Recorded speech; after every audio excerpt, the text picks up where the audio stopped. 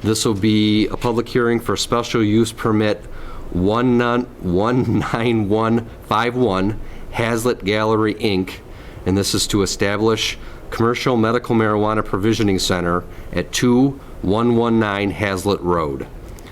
And procedurally, I just want to let folks know, first step is township staff will make a presentation to us about this project. Next, we'll ask if anyone representing the applicant would like to speak. Then we will open it up for public comments. Then we'll have Planning Commission deliberation, and then we may or may not make a some kind of a straw poll decision here this evening. So with that being said, I'll open this public hearing at 7:09 p.m.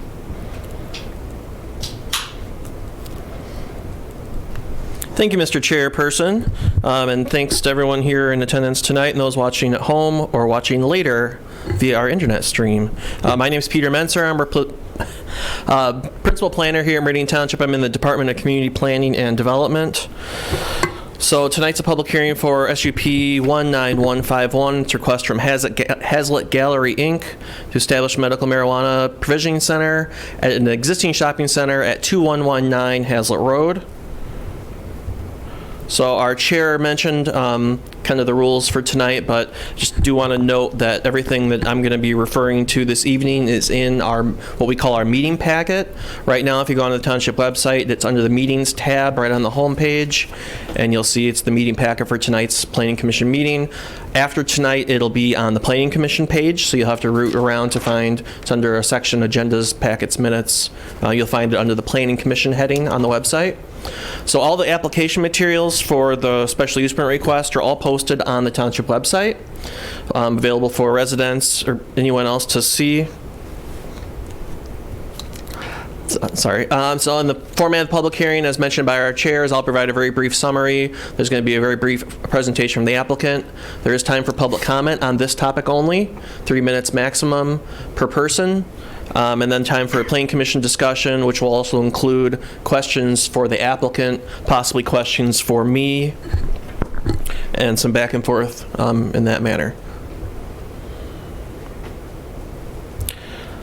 So again, at the end of the meeting, there's going to be a public comment, a general public comment for any item discussed here tonight. So really briefly, I put together just a brief preamble to kind of cover the scope. So before we proceed with a review of the proposed provisioning center, I just want to take a minute to establish the scope of the request the Planning Commission is going to be considering tonight. So under review at this time is a special use permit for the establishment of a commercial medical marijuana facility. So in this case, the request is for a provisioning center, which is a type of commercial medical marijuana facility. Regardless of personal opinions on medical marijuana, the 2008 Michigan Medical Marijuana Act established a framework for the legal use and commercial sale of medical marijuana under state law. So, and then early last year, the Township Board approved an ordinance, actually 2 ordinances, that provided for the sale of medical marijuana here in the township. So for all intents and purposes, these policy issues have been settled, particularly in the context of the discussion tonight. So medical marijuana is legal and under specific rules is allowed in Michigan and in the township. So tonight's public hearing is not a referendum or discussion about either of those policies. The Planning Commission is not going to be considering changes to the township's medical marijuana ordinance or making any policy recommendations during this process, or any of the 5 special use permit requests that are going to follow this special use permit.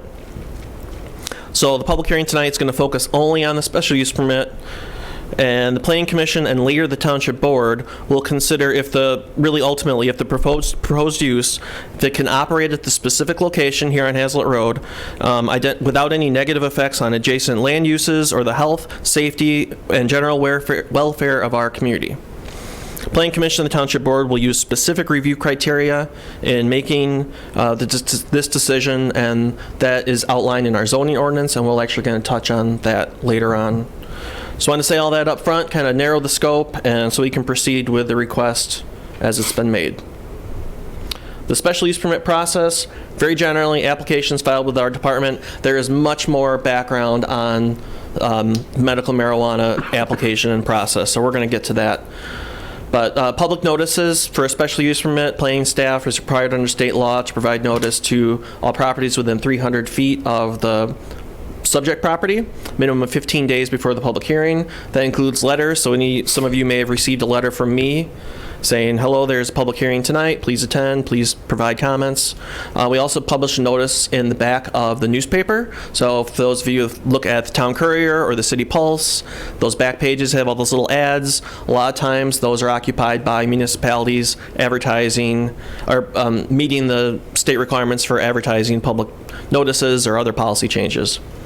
Also, there's a sign posted on the site that alerts passersby as to the date, time, and content of the meeting tonight.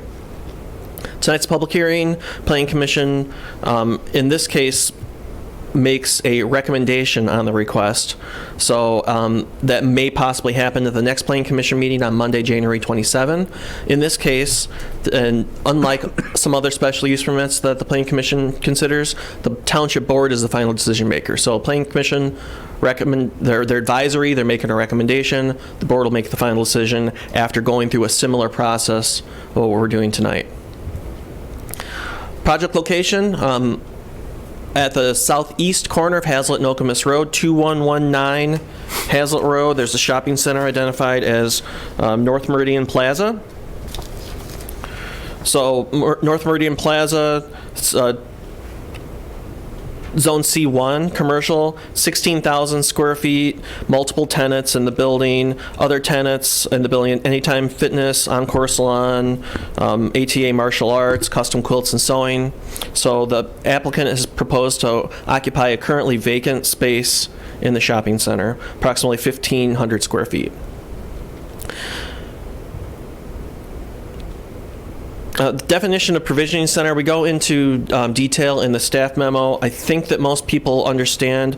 Provisioning center, it's also referred to as dispensary. It's basically the retail component of medical marijuana. It's where you can purchase marijuana or products that are derived from marijuana, and it's all under the system established in the Michigan Medical Marijuana Act. Provisioning center licenses are obtained from LARA. That's the Department of Licensing and Regulatory Affairs in the state. And there's a lot of rules identified as to how this stuff is going to operate and how the provisioning centers, what they can have, where they can have it. A lot of rules related to that. So under current law, state consumption is not allowed on the property. And the provisioning centers are also prohibited from selling or allowing consumption of alcohol or tobacco products on the premises, or from conducting the examinations that lead to a registry card under state law. So back in May of 2019, the Township Board adopted a non-zoning and zoning ordinance related to medical marijuana. Really what those ordinances did was the non-zoning ordinance established the permit requirement. So it said that a permit is required to operate a commercial medical marijuana facility in the township. And it established the types that are allowed here. So there's 5 different types of licenses or permits, or 5 different types of commercial medical marijuana facilities, and then it also established the number that would be allowed, along with operational standards for the operation of these businesses. The zoning ordinance identified 7 designated areas in the township. We call them overlay areas, and it identified the zoning districts where each of these uses can operate and locate. So there's a table in the staff memo that shows the 5 different types. They are grower, processor, provisioning center, safety compliance facility, and secure transporter. It shows the zoning districts where each of those are allowed. I'm focused on provisioning center for tonight. So provisioning center is allowed in industrial zoning, C1, C2, and C3, which is our commercial zoning districts, and RP, which is research and office park, and the overlay areas that are allowed. So each of the different types of facilities are allowed in different overlay districts. In this case, a provisioning center is allowed in all of them. So we'll get into more of the typical review that's used with special use permits. So take a look at the master plan. So our future land use map from the 2017 master plan shows this property is in the commercial category. For zoning, property is located in C1 zoning. So you can see the zoning around the corner, C1, across the street is PO. I do want to note that for zoning, we talked about the provisioning center is permitted in the C1 zoning district, subject to special use permit approval by the Planning Commission and ultimately Township Board. So the applicant submitted a trip generation analysis. What that does is it estimates traffic generated by the proposed use. They use this Institute of Traffic Engineers manual that has data from other uses throughout the country. Medical marijuana is definitely a new category in the ITE manual. So I think some of the information you're seeing is pretty high in terms of traffic counts. But what I understand is a lot of it is from Colorado. And I don't know if there's a lot of maybe a lot of good stable information on traffic yet for a lot of these facilities. So not only this one, you're going to see probably fairly high counts. In this case, this is a smaller facility, 1,500 square feet. The trip generation did not produce enough trips to require a traffic assessment or a traffic study in this case. With some of the other special use permits, you're going to see there are very detailed traffic studies that are required. In those cases, facilities are larger or significantly larger than what's proposed here tonight. And they are this applicant is proposing to use the existing entrances to the property.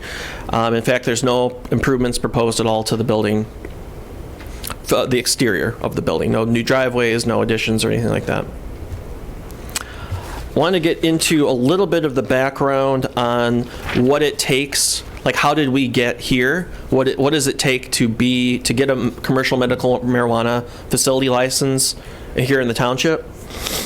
Because some of that background information, you're just not going to see it if we don't focus just on we're focusing on the special use permit, but I think some of this background is interesting and necessary to fully understand this topic.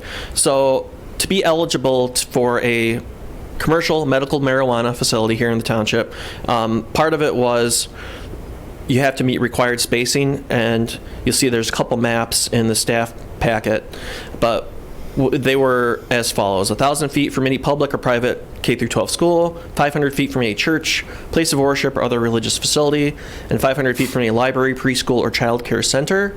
So some of you may have seen this map. This was considered during the zoning amendment in 2019 that showed the different areas that were established for medical marijuana. So you see here there are 7 overlay districts. Areas 3 and 4 are on the same map there on the left-hand side, because those areas really, one is a subset of another. And basically what that means is in 4, you can have growing and processing, but in 3 you can't. So all the uses that you can do in 3, you can do in 4, but not vice versa. So this map was used really when the board was discussing the zoning amendment. What led to this map was a much larger map that showed buffers from all of the facilities that I mentioned that have these spacing requirements. So what I'm showing now is a map that is intended to show how this site meets the required spacing. The required spacing. So in this case, you'll see what the buffers. First, I just want to real quick, is the monitor cutting out for you all? It is cutting in and out. If we could get someone from Home TV to address that, it'd be really helpful. So what I'm trying to say is this, the maps here, the overlay areas were established to not conflict with the setbacks. So the Township Board and the Planning Commission at the time, they saw maps that showed the setbacks, the 500 and 1,000-foot buffers, and the board picked areas where the buffers didn't have any conflicts, and those would be the overlay areas. So this specific map is just showing how far away it is from those buffers. So take, for example, the Parkwood YMCA. What we're saying here is just to get to that required 500-foot buffer, this site is 980 feet away from that. Same goes for Lake Lansing Baptist Church. They're approximately 2,100 feet away from, and it's far off the map, the required buffer for that. And then Murphy Elementary is to the northeast. This site is 1,900 feet just from the 1,000-foot buffer. So just want to make clear that this site meets that required spacing under the non-zoning ordinance. So the overall process for the permit applications, for the facility permit applications, applicants were required to meet a couple different eligibility standards. So one was a $5,000 application fee. One was to receive pre-qualification from Laura, and there's a whole subset of information and criteria, financial and otherwise, that applicants had to meet just to get their pre-qualification. So, and then they also had to be able to sign, well, willing to sign a non-transfer affidavit. So that means for after the facility permit is issued, not for 30 months can an applicant transfer one of these licenses. So that was done for a variety of reasons, but that was basically 2 of 3 eligibility requirements. The third being residency. The board allowed or established this avenue for local residents to have not necessarily a leg up, but a qualification to have a permit. They would have also had to have then met LARA pre-qualification within 30 days. But in this case, this applicant was able to, they had all these things, as did most of the applications we received. So also, along with all the application materials that we saw, township staff saw for the facility permit, which are under lock and key upstairs in our offices, and they are not going to be distributed to the Planning Commission or the Township Board. They had to provide documentation of organizational structure. That included background checks on basically everyone that was a part of not just the corporate structure, but potentially staff or any managers that would be involved with the business. They had to provide a security plan showing how the facility would be monitored, and there are standards for that in the non-zoning ordinance. And then provide information on identified vendors and transporters. And with medical marijuana, it's tracked, called seed to sale. You are, as an operator, have to account for every step in the process, where you got it from, who grew it, who drove it from A to B, and everything in between. If you're able to get through all of that, and the township staff was reviewing applications from really throughout the summer, you were granted conditional approval. In the township, in a couple of the overlay areas, we had multiple applicants for the opportunity for a permit. So in several of the overlay areas, a lottery was held. Some of you may have seen clips from the lottery that we held here at the township. What that did, we took everybody that applied in a certain area and put them into a bin and drew them out, and that in an order, and that order established the line for applying for a special use permit. So applicants selected in the lottery, they got 60 days to submit their special use permit application. If the application was not submitted, or ultimately if this special use permit is denied, we would move on to the next person in that line. But the winners are given an opportunity to proceed through the process. So really, the end process, and I'm very much generalizing, is township review. State review includes pre-qualification, which we've covered briefly at the beginning, and that was a pre-qual just to get this far. But then license qualification step and final approval. So they're looking at the facility itself, just like the Planning Commission is, and state has other standards. And then final approval for everything, inspections, everything in between. So township also will be inspecting facilities along the way. There's depending on the applicant, there's going to be building permits, mechanical, electrical, plumbing. Those are all done through township. So at the end of all this, township has to confirm all state approval. So when everything is tied up, the approval would be approved. Approval of the facility permit would be for 1 year, and renewal each year after that.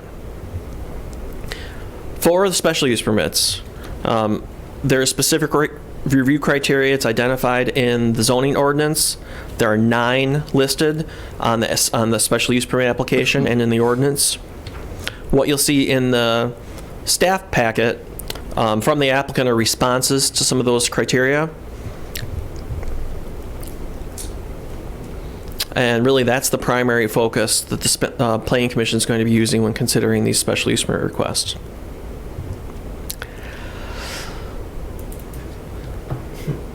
So I didn't update this slide, but so tonight's a public hearing. At the next meeting, depending on how discussion goes tonight, the Planning Commission may make a recommendation on this request. It would then move on to the Township Board, regardless of whether the Planning Commission recommends approval or denial. After that, there will not be another public hearing, so no additional notices or letters are going to be sent out by planning staff. But between now and then, depending on discussion tonight, staff will prepare a resolution for consideration at the Planning Commission's next meeting. Certainly tonight, I'm available for answer any questions you might have. I know the applicant is also here to provide some information and answer any questions you might have. So thank you.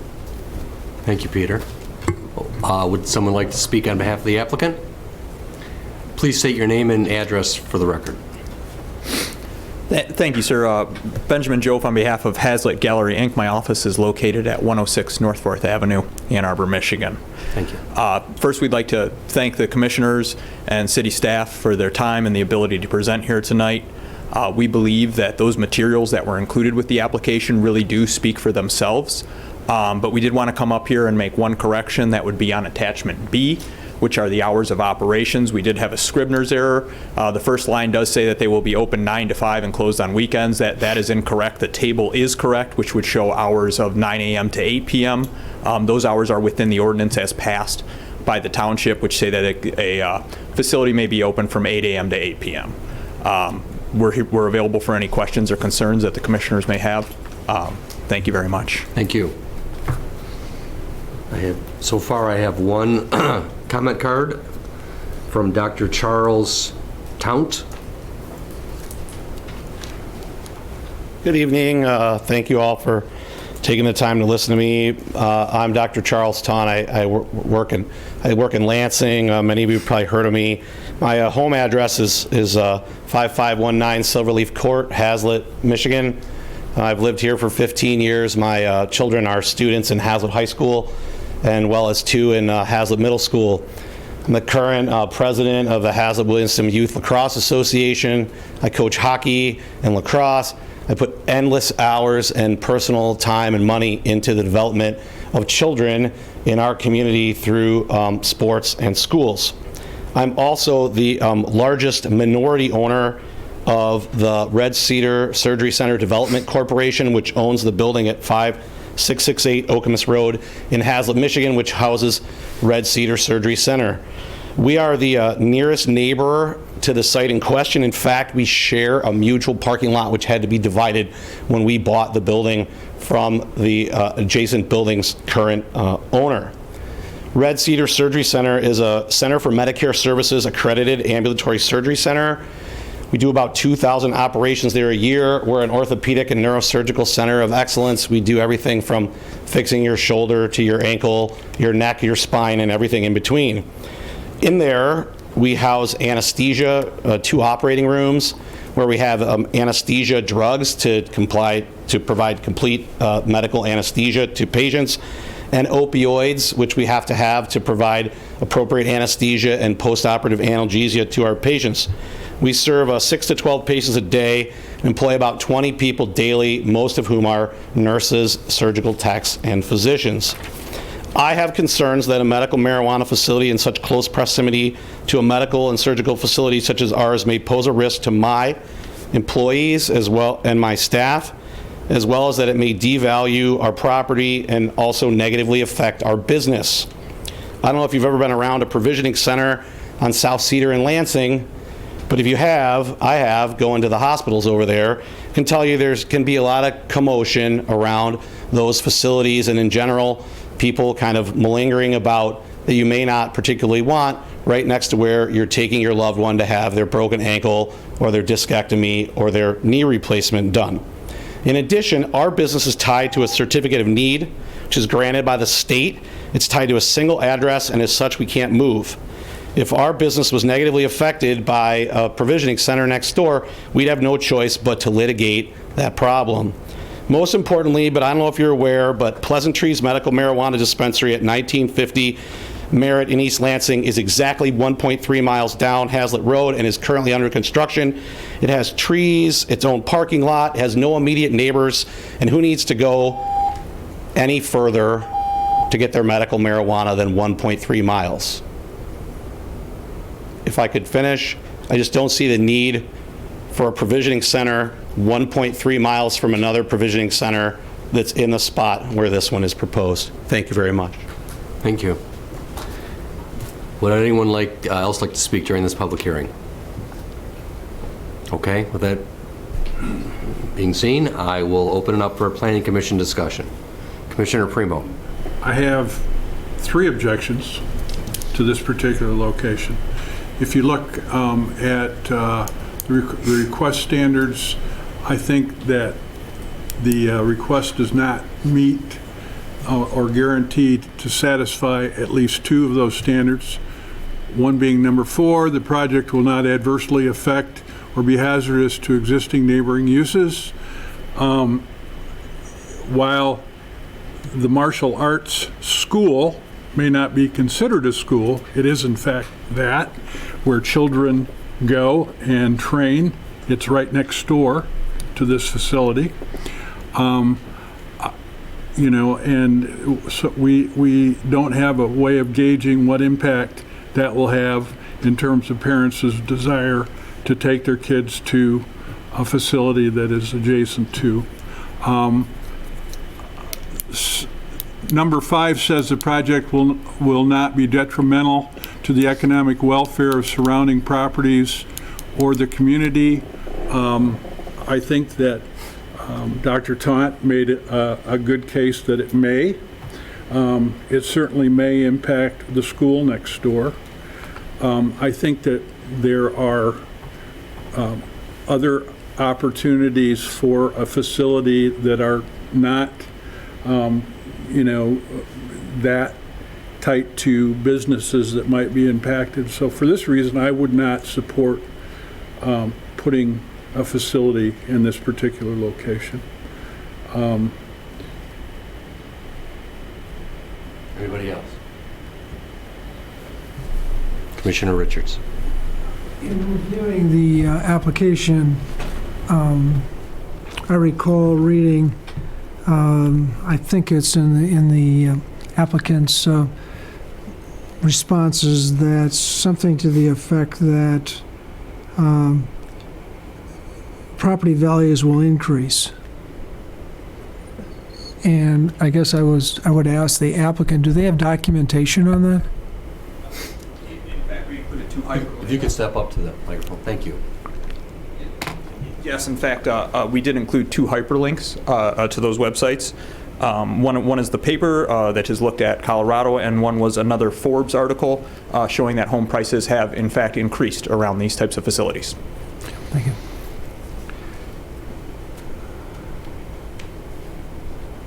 I guess part of the challenge, if I can, Sure. I think part of the challenge is that, you know, we haven't seen any of these in operation. But I have to say that I have, and would have pointed out the same things that Commissioner Primo mentioned in terms of particularly the economic impact, potential economic impact, which is one of the criteria. So at least from my vantage point, I would, at this point, be opposed. Commissioner Trezise. Kind of torn on this one, because if we look at what the township board did,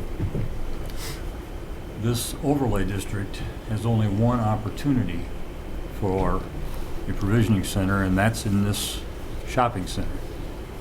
It's almost, well, it isn't. It is definitely the only place that could put one of these in. Having said that, I'm concerned about the impact on the neighboring businesses, the school, as well as the fact that it is nestled into residential on its east side. Whether I agree with the township board or not is a different question, but I'm torn on this particular one because it is such a limited opportunity, and if this doesn't meet the requirements, then no provisioning center in this overlay district will. So I'm not sure exactly how I would vote on this at this point. Commissioner Hendrickson. Yeah, I feel the same way as my colleague. I think that, the township board has made it pretty clear that they're interested in having a provisioning center in this location. Now, whether or not we agree with that was something that we debated at this table some months ago. And I think that some of us agreed and some of us disagreed, and you're seeing that play out again here. On the merits of this particular application, you're right. I think that that there is no other location in this overlay area for this provisioning center to go. And so I ask, is this a good application, right? Is this a good, do they meet the criteria? And the reality is that we don't know what the economic impact will be.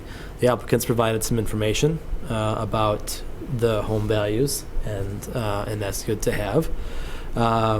But we don't know what's going to happen to a karate school next door. I doubt there are studies that show that. And so, I come back and I think about this, would we be having this discussion if this was a pharmacy, right? A pharmacy which has narcotics, it has opioids, it has, 1,000 other things as well. And I think the answer is no. I think that if Rite Aid wanted to open in this location, we would be okay with that. And I agree. I know it's not the same. It's not 100%, analogous. But I think, that if this were put in front of us today, that I would likely be supportive of it. I do have some concerns about the impact on the neighbors. But I don't think they're enough to deny a qualified applicant that's met all the criteria that we've put in front of them, that is in line with the township's vision for how they want to move forward with this. And so I would likely be supportive of this application. Anyone else?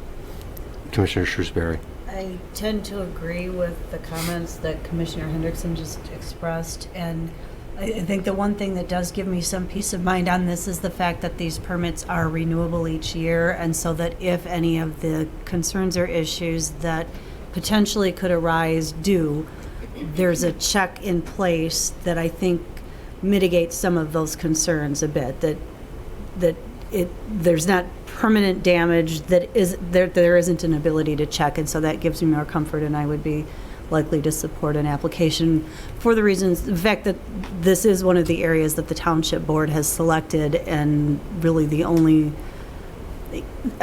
if this applicant meets the criteria, I think the decision of whether or not that's a suitable location has already been made for us, and so for us to try to undo the will of the township board, we made our position clear when we talked about this, and the township board decided that this was a place to do it. And so now our job is to say, is this applicant an appropriate applicant? And I think there's some processes there for that to be approved or not. Commissioner Cordell.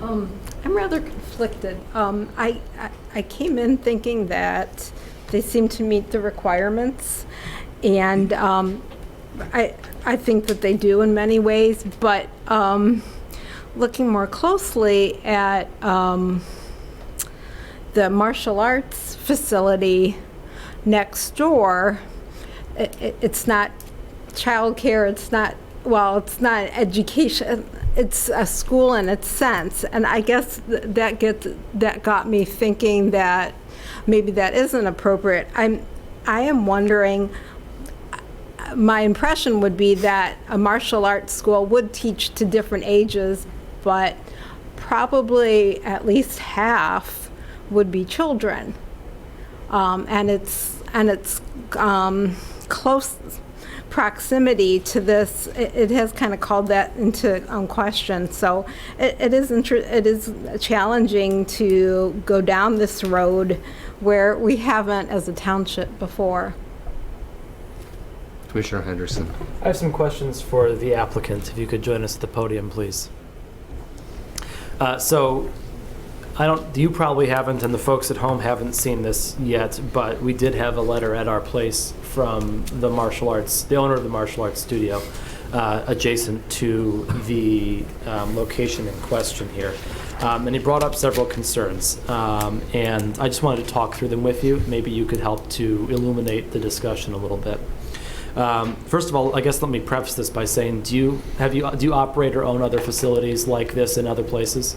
So before I answer that question, let me be clear again. I represent the applicant. I'm an attorney. I'm not actually the owner-operator of the thing. Unfortunately, the owner was very sick today and could not make it. That being said, the owner-operators of this facility own several other facilities throughout the state of Michigan. They were one of the first medical marijuana facilities to open, including processing and including the provisioning centers. So they have a relevant amount of experience, probably much more experience than many other people do in the field. Mm-hmm. Well, I guess the questions I would ask are probably better suited for an owner-operator as opposed to a counselor of. And so if you don't feel comfortable with answering them, I think it would be helpful for us to, between now and when we vote on this, whenever that is, to perhaps collect those answers from the applicant themselves, if we can submit those to them. And Peter, I know we've done that in the past with applicants. Would we be able to transmit some questions to them if we needed to? In order to prepare them for the next meeting? Yes. Certainly. Okay. And I am quite familiar with the operations of the facilities also, so if you still want to try and move forward, I can tell you if there's any that I'm not comfortable with. So one of the things that they brought up was proper ventilation. They're concerned about cannabis smell entering into their business. At the other locations, have there been complaints regarding the ventilation or an odor emanating from the provisioning center? No, absolutely not. And this is one of the things that they take very seriously. So one of the biggest smells from marijuana operations is actually loose marijuana or marijuana that is open. In this particular location, like the other locations that the owner-operator runs, they don't package any of the materials on site. In fact, all the materials come on site pre-packaged in vacuum-sealed bags. This cuts down on the odor almost to zero. Plus, they do carbon filtration in every furnace filters, and they do have what they call canister filters, which they also run too in order to cut down on the smells. The other thing that they try to do is to negative air pressure in the facility. That way, when you're opening the door, the air's not going out, it's not flowing to these other things. So those three things combined, the carbon air filters, the negative air pressure, and the biggest and most important one is no packaging on site, tends to take care of any odor problems. Okay. They also were concerned about people loitering outside the building. Can you give me a sense of what the general demographic is of the customers who are coming in, and whether or not they've seen an incidence or a rise in incidences of loitering nearby to your the provisioning centers owned by the owner applicant? Yeah, absolutely. Their customers actually tend to skew older than you would imagine. Senior citizens make up a broad base of their customers. So they actually are not your normal, I don't want to say seeking behaviors or anything like that, but they do tend to be older than you would imagine. Baby boomers, that age, 50 to 60-year-olds, we do have that. Obviously, there are all age groups. There is an age limit that no one under that certain age can come in or anything like that. And we haven't seen much loitering at any of these places. The only thing that we've really seen loitering is the lines that I think you guys have seen in the newspapers when we saw things go recreational. But again, this is a medical facility. Mm-hmm. And then overall safety. What can you tell me about the security measures that would be in place at a facility like this? Well, the state mandates heavy security measures. So those include cameras in basically throughout the entire facility. The security cameras actually have to point and give clear recognition of license plate and faces 20 feet out from any entrances or exits. There are glass break sensors. There are all motion detectors. Everything that you would imagine in a highly secure facility. We try to do all those things too. So that's one of the security, probably the biggest security thing. Included in that cameras is that we have to have 30 days of retention of any recordings that we have, and the state police has access to those anytime that they want. Mm-hmm. And I think I know the answer, but I'm going to ask anyway. Is it not in the owner-operator's best interest to ensure that their facility is safe to use by their patients? Absolutely, and if I can expand on that, I think that's the biggest thing about medical marijuana and actually bringing it out into the open is safety, and safety for everybody and all stakeholders involved. Is, we're bringing these things out of the black market. Every gram of medical marijuana that's sold at one of these provisioning centers is a gram that's not being sold out of someone's house or basement, under the eye where our public officials know where it is, where our police officers know where it is. This is really bringing things more out into the open. So safety is the biggest paramount thing, and that also goes for the product. Once you're in this provisioning center, when you're into seed to sale tracking, all products are tested at safety compliance labs to make sure that nobody's getting things that, don't meet certain requirements. Mold, mildew, heavy metals, things like that are not in the medicines that they have at these provisioning centers. I noticed the layout that you provided in the application was showing a waiting area, then what appeared to be a sales area, then what appeared to be a staff area and a secure room. Can you tell me about the process that a customer might go through when they come into one of these facilities? Yes, absolutely. So the person will come to the door. They are buzzed in the door after they ring a doorbell. They'll come in that door. They will show their identification as well as their card that's given to them by the state, showing that they are a patient or a caregiver under the Medical Marijuana Act. Once they have that, they are escorted back to the sales floor where they will make their purchases or browse their items, make their purchases, and then they will be exit the store through the same way that they came in. So, from what I can understand, and I'm not a criminal, but if I was and I wanted to try to game the system and get access to your products, I'd have a lot of hoops to jump through in order to do that. I think it's safe to say that. Okay, thank you. Anyone else have any comments? Commissioner Primo? I think that if we are willing to admit there's a lot of unknowns, we don't know what the impact is going to be. So while a year from now we can make a different decision, but what if in that year the neighbor loses enough children's business that it cuts his business in half and makes it economically infeasible to continue, and he goes out of business? We don't know. Yes, it might be the only place for a facility in this particular area. It's not the only place for a facility in our township. There are other alternatives. If by recommendation we eliminate one spot, that doesn't mean we're eliminating the possibility of facilities. So I think that for us to be making decisions on a series of unknowns, and I will grant that in any business venture there are unknowns, but this particular one I think is a sensitive issue. I think there are alternatives for this particular person. I understand wanting a ready-made facility. I mean, you got a building in place. It cuts down on your timing in terms of being open for business. I get that. On the other hand, we don't have the experience. We don't have the track record. We don't know. All we can observe is other locations and other facilities and the impact. I think at this point there's a fair amount of guessing on our part, and I'd as soon come down on the side of caution and not risk making the wrong guess. Commissioner Hendrickson. Got a question for staff. Peter, how many applications were there for Area 2? I did not bring that stuff down here. This is the only one. This is why we didn't have a lottery for this one. I'm saying that there was a lottery, and your explanation of the lottery suggested that if this one didn't go forward for whatever reason, that there were other applicants. In Area 2, we only had one applicant. There were. Okay. Yeah. Commissioner Cordell. I just wanted to mention that once I did have that opportunity to read the letter from the martial arts instructor / owner, he did indicate that 95% of my students are kids. And then he showed how that was broken out.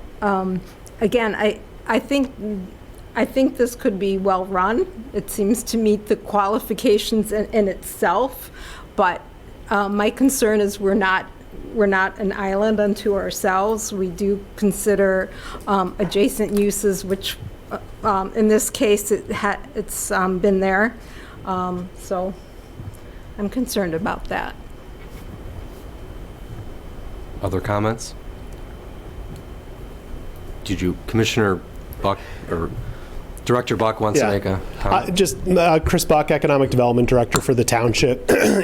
Staff, I think, has done a fantastic job of putting all the information out. I did pay a lot of attention because this is an economic development issue as well, and I'm not saying that marijuana is the right thing or the wrong thing. That's not my place to do that. But I think when the township board went through the process of creating these overlay districts as almost it started with a township-wide map to ask the staff to determine the sensitive uses of churches and schools and things of that nature.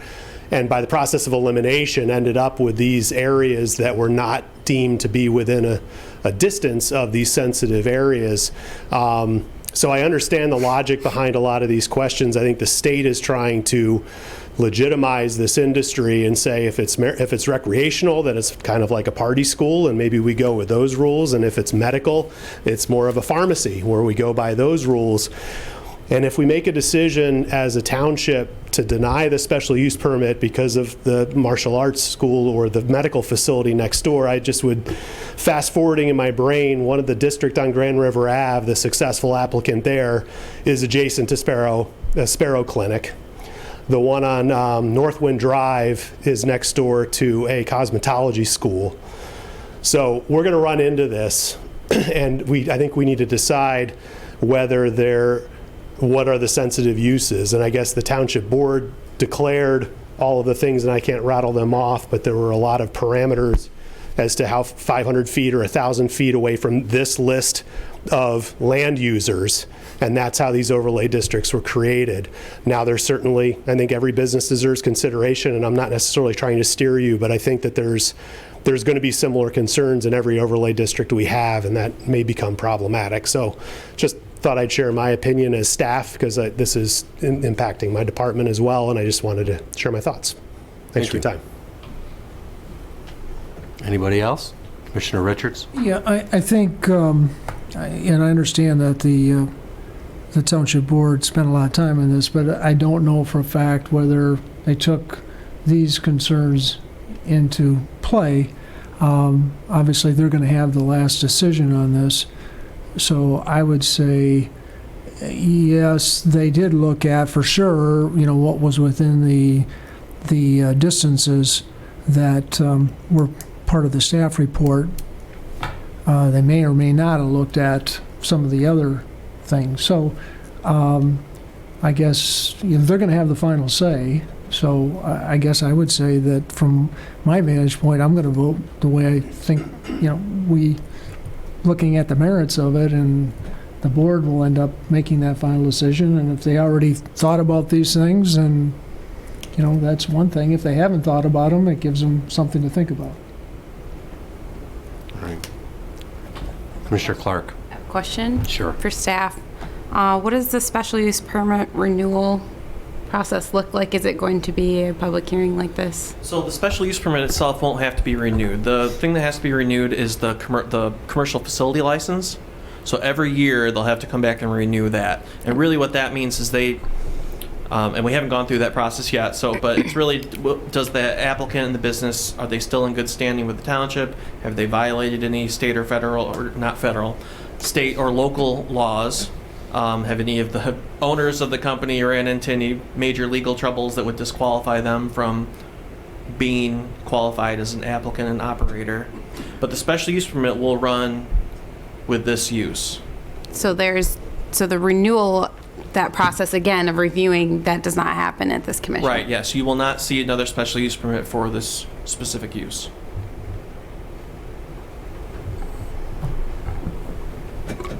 Well, I just want to thank everybody on the commission. We had a very good discussion, Everyone had very insightful comments. I myself am also torn on this. And it was helpful to me to hear everyone else and their perspective on this, particularly the questions I thought that Commissioner Henderson asked the applicant were very insightful. A lot of my concerns are based on unknowns. And when you're dealing with unknowns in an ordinance, you've got to rely on the protections and the provisions you have in place within those ordinances. And from my perspective, I think this proposal meets the criteria in the ordinances that were established in addition to state law. So, you know, I'm willing to support this proposal. And I'm wondering, do we want to take a straw poll at this time, or we want to just have this on the agenda for our next meeting? I'd like a straw. Straw poll? Okay. I'll start it with Commissioner Richards. Opposed. Commissioner Clark. Support. Commissioner Shrewsbury. Support. Commissioner Hendrickson. Support. Commissioner Cordell. Opposed. Commissioner Trezise. Support. Commissioner Primo. Oppose. And the chair would be in support. So I think that's 6-2. 6, Or no, 5-3. 5-3. So, Peter, if you could prepare a resolution for our next meeting, and we'll take formal action at that time. I will close the public hearing at 7:58 p.m. Does anyone want to take a break, or do we